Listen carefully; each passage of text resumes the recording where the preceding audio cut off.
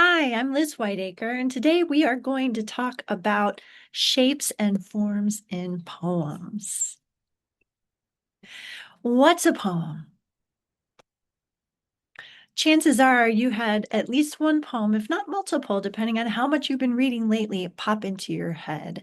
And a lot of people have definitions of what is a poem based on what they've read, what they were taught when they were younger, and then, however much time and um, effort they've put into discovering different types of poetry.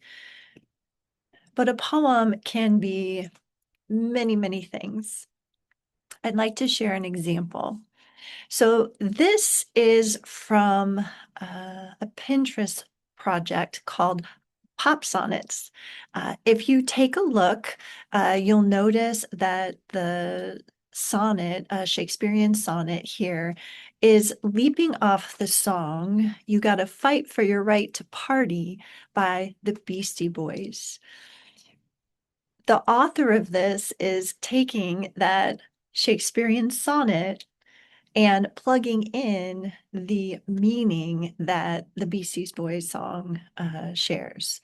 So I'm going to read this through, and as you listen and perhaps read along with me on the screen, I'd like you to think about what the message is and also how the language choices, the older style of English, affects your response to it. When thou art late for lessons, when thou'st rise, thy mother shall not let thee truant be. Instead, thou hearest thy tutor proselytize, his lecture like some o'erwrought homily.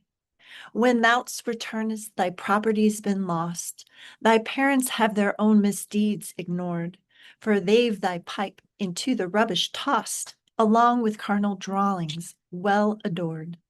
They threaten to detain thee or attire, then promise to evict thee for thy hair. Thy favorite minstrels draw their bitter ire, though I detect some envy in their glares. Kneel not before authority instead. Defend thy right to paint the city red. So take a moment, grab your writing utensil paper, and jot down what is the message in this sonnet. What sense of tone do you get from the speaker? And how do you respond to it as a modern reader?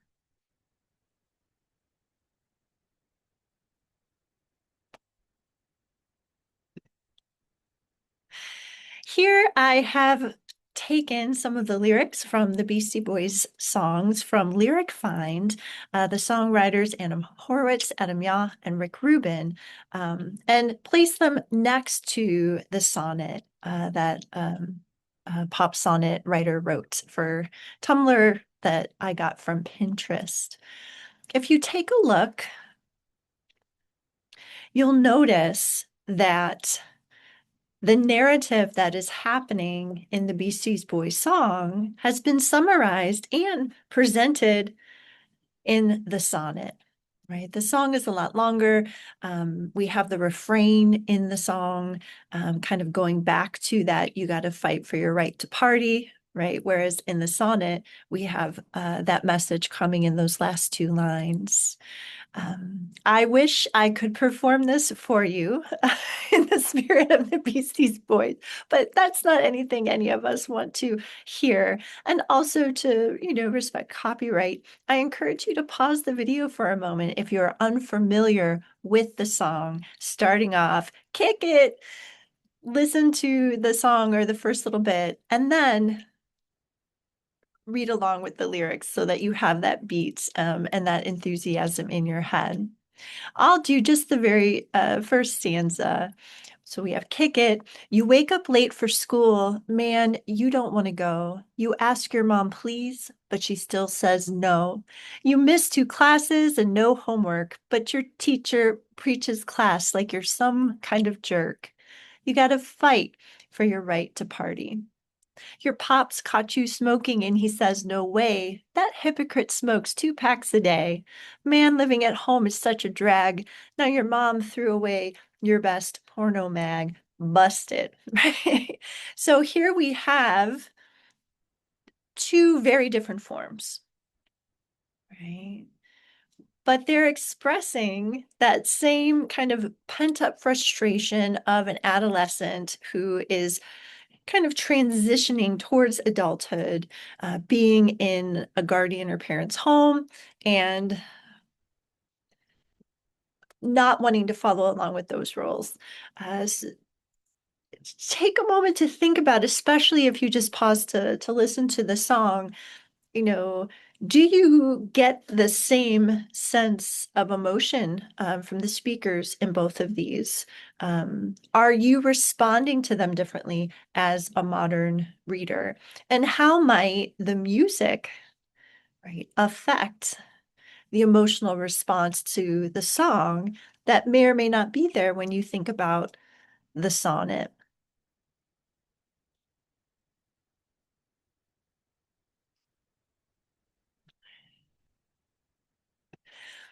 So we kind of had a pendulum there of similar information presented in two very different ways.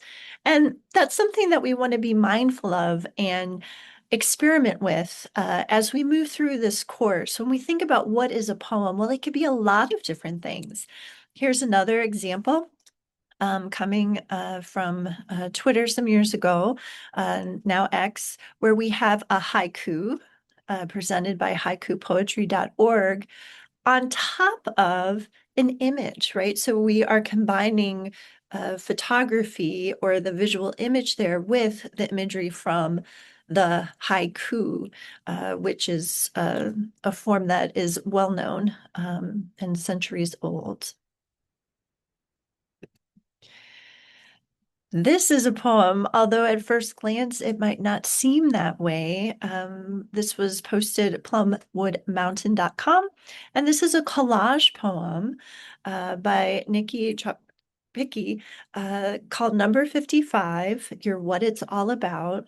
And if you take a look, there are cutouts from different media, right? We're combining color, we're combining a lot of different fonts. There's imagery here. If you take a look on the left, we have the tree. There are different moments where you can get into this poem. For example, I know for me, off the trade in that bright green on the left is often one of the phrases that catches my attention because it's kind of center, bright green, real bold, larger font. It's a necessity, also often pulls me in. So readers can kind of come into the poem and move it around and look at the words that are vertical there and have different experiences even each time they come to the poem. This is an example of a prose poem where there are no line breaks. This is written by Michael Broccoli, a poet living up in northern Indiana. And this is called Aloha Shirt Tail, where the speaker is sharing, you know, moments from his life as he thinks about his relationships and disappointments and how that's changed over time. This comes from Jokes Literary Review. So when we think about a poem, we're imagining lines and sometimes not lines, right? Depending on whether it's a concrete, if it is multimedia, if it's a prose poem. We're thinking about how language is used, um, es- especially figurative language. Sometimes we are told stories and poems, and other times we're given glimpses, and it's up to us as readers to make those leaps and come up with perhaps a narrative or an emotional response on our own. In poems, we often think about the sound of language. It is coming from a tradition of performance and spoken word. And some of our oldest poems, if we think back to Beowulf, right, those poems were being shared around campfires. When we think about poems, we're thinking about imageries, kind of zooming in and taking a look at something.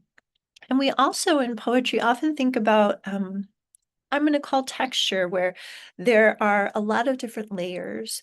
And sometimes the point isn't necessarily communicating a very clear story or narrative. Sometimes it is about presenting something messy and chaotic and complex to get us feeling different things in different ways. So a poem is what the author decides it to be. And as readers, we are thinking about those toolboxes, as Ted Kooser talks about, all of those different techniques we have at hand, and thinking about how that moment is communicating something to us as readers. So there's a lot of flexibility when it comes to poetry. Let's take a moment to think about how form, right, the shape as we see the poem on the page, can influence a reader. This is the rough draft of a poem, an in-class exercise that I did. I titled it Tree Bathing with My Daughter. If you're not familiar with tree bathing, that is the idea of walking through the forest. There's been a lot of research that's come out of Japan on it, and seeing how the walk reduces stress in the body, and among other things. Um, this is a moment where my daughter is in adolescence. And as we're walking, I was thinking about, wow, she's really growing up and grown up pretty quickly. So I'm going to read this to you with this prose format. This was the first draft, and it was something that was being written very quickly. Her old tennis shoes hop the limestones laid out over the rushing creek. Toes wet, she tramples winter's leaves. Eyes forage trillium and celandine poppies. For years, her limbs have grown with these trees, impossibly quiet. I trail her on this uphill path, admiring old growth, new leaves. When I was moving from that first free write, I decided that this was a poem I wanted to slow readers down. The speaker in the poem, the mother, me, because it's based on something I personally experienced, is being really reflective and really closely watching and making a connection to her daughter's growth and just years of walking in the woods together as she's been growing. So I wanted to start to put in line breaks so that the reader would have to slow down and kind of move through these moments, just like the mother in the poem. Her old tennis shoes hop the limestones, laid out over the rushing creek. Toes wet, she tramples winter's leaves, eyes foraging trillium and celandine poppies. For years, her limbs have grown with these trees, impossibly quiet. I trail her on this uphill path, admiring old growth, new leaves. So already looking at phrases ending on punctuation marks, I've started to slow the reader down. But I decided, haha, not enough. So what I can do to hit the brakes and have our readers move even more slowly is to shorten the lines further. Oftentimes we look at a poem with short lines, we're like, oh, that'll be really quick. But every time we come to the end of the line and we have to pick our eyes up and move down to the next line or interpret white space in between lines or within a line, our brains have to do work. And so it does. It also signals a breath as a reader when we're reading out loud. So moving to something like her old tennis shoes, hop the limestones, laid out over the rushing creek, right? It's making you zero in tennis shoes. And then what are they doing? They're hopping these stones. And where is that? Over this rushing water. So that's something that you might consider, and that's where that idea of enjambment starts to come in that first to second line. Old tennis shoes, we have our noun, our subject, so you get that in your head. And then what is she doing? Well, she's hopping the limestone. So then we move to that verb on the next. And then in the final line of that stanza, we have the rest of that sentence. And then we have a stanza break where we're shifting a moment in that scene. So there are a lot of different strategies you can use as you're working with a poem. Once you kind of know what you want to say, you can manipulate the form so that you're guiding readers through. Again, my goal was to make this feel meditative, make it feel reflective, very slow and thoughtful. So moving from the really long, quick lines to a shorter line and a slower path, I felt would work well. Now, I took this poem and whoosh, suddenly I have engaged with a photograph of Indiana forest. So here we've got pictures of the woods, right, with the rocks and some water behind the poem. We have different layers happening here. So as you're moving through the course and you're thinking about presentation, one way you can share poetry that you would like to share with your audience is through something like social media. This is an Instagram post I made. And so kind of thinking about how additional imagery, or maybe if you were to record this and share it, how that can also affect the reader or the listener.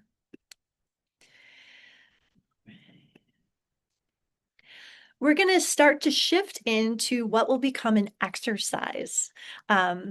We have different forms that already exist, and we call those fixed forms. Here is an example of two different forms kind of mashed together.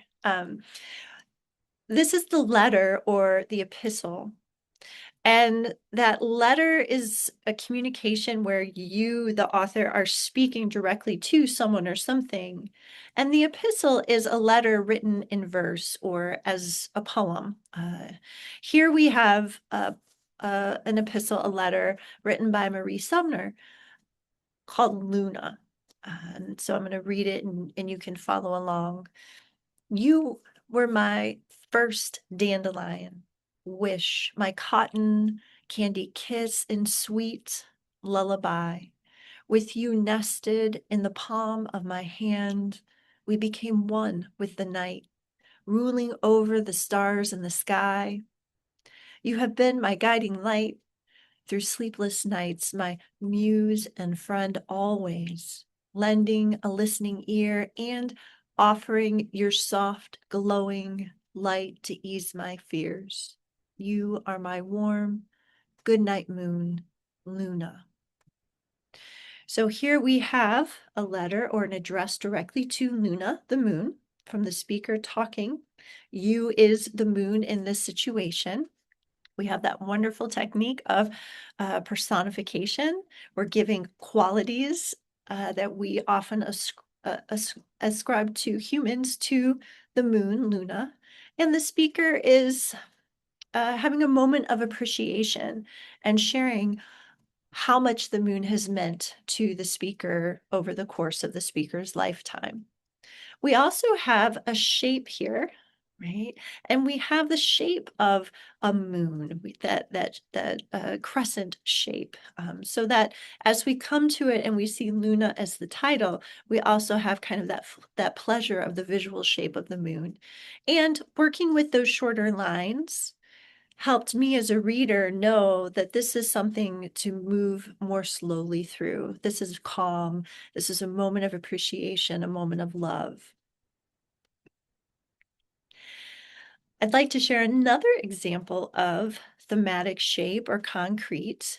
This is another complex poem where we have a sonnet, right? Like the Shakespearean sonnet from the first that the author turned the Beastie Boys poem, song into the sonnet. Here's another sonnet that's talking about Christmas that breaks out of the sonnet form we know well and puts that sonnet into the shape of a potted Christmas tree.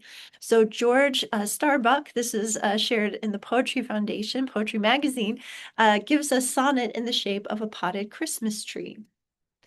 Oh, fury, bedecked, oh, glitter torn, let the wild wind erect bonbon bonanzas, junipers affect, frosty freeze turbans, icicle stuff adorn, all cuckold creation in a madcap crown of horn. It's a new day, no scapegrass of a sect, tidying up the ashtrays, playing daughter-in-law elect. Bells, Bibelots, popsicle cigars, shatter the glassware, a son born, now, now, while ox and ass and infant lie together as poor creatures will, and tears of her exertion still cling in the spent girl's eye, and a great firework in the sky drifts to the western hill. So Starbuck, no doubt, probably started off writing the sonnet following that form. You can look it up if you'd like to give it a try yourself, and then took that poem and put it in a much more modern way. We still have rhymes. We still have that great attention to the rhythm and the meter. We have kind of those last uh, two lines, the couplet at the end of the sonnet that's kind of turning and giving us this change from the chaos of the family celebrating to the idea of the young Mary giving birth. Um, and are celebrating that in the Western Hills with the fireworks. We're kind of moving back and forth in time. So you can take an idea and you can use different types of forms to come together to help communicate your vision. And so that's why I wanted to show you both of these poems that are connected by the idea of the thematic shape or the concrete, but then they're also using other strategies at the same time. When you think about how form can influence a reader, um, it can do so deeply, and it can give you a lot of options as the writer. Sometimes when we get the first idea on the page, um, it's not necessarily in the form that's going to best communicate to the reader in the end. So being flexible and giving yourself a lot of opportunities to look at your ideas in different shapes can help you find the most effective way of communicating what you'd like to communicate. So what I would like you to give a try is writing a letter, the epistle. And I'd like you to write a letter to something in nature, just like Marie Sumner does with the moon or Luna, and talk directly to it. Were I to rewrite my tree bath poem differently, maybe I would write to the limestones that are supporting my daughter's feet, or to the trees who are also witness to my daughter's growth, coming back to the same Indiana State Forests over and over again over the years. I could write to them rather than just writing the observation. Extra challenge, write in a form or shape that suggests what that subject is. So if I want to write from the tree's perspective, looking down, right, maybe I decide to write my poem in the shape of an oak tree. Or maybe in the shape of a pine, like our potted Christmas tree. If you want to write to a flower, can you make it look flowerish? If you want to write to the sun, can you make it look sunny? So have some fun, play around, and see what comes up as you are writing directly to something in nature. Perhaps it is in a moment of appreciation, apology, maybe it's a love letter to something. Yeah, I hope that you have fun with this, and I hope that you are flexible in your thinking as you play with form in your poems. Thank you.